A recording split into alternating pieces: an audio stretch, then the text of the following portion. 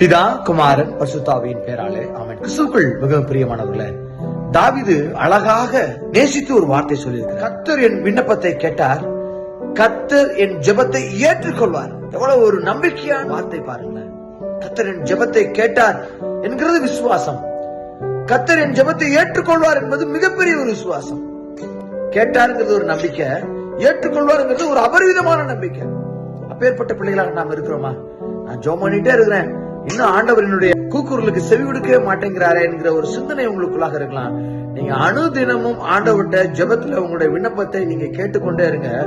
அதை ஏற்றுக்கொள்வாருங்கிற நம்பிக்கையோடு கூட இருங்க. அப்பொழுது நீங்க மிகப்பெரிய காரியங்களை உங்க வாழ்க்கையில செய்ய முடியும். இன்னைக்கு கூட நான் ஒரு சாட்சியை கேட்டேன். நாங்க ஜெபம் பண்ண எல்லாருக்கும் தேவன் ஒரு நல்ல ஒரு திருமண வாழ்க்கையை ஏற்படுத்தி கொடுத்தாருன்னு சொல்லி ஒரு மிகப்பெரிய சாட்சியை நாங்க கேட்டோம்.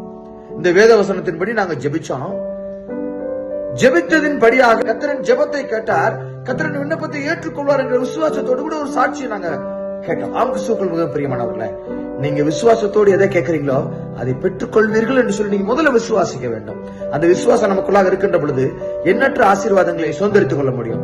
நான் என்னுடைய வாழ்க்கையில எதை குறிச்சும் கவலைப்பட மாட்டேன்.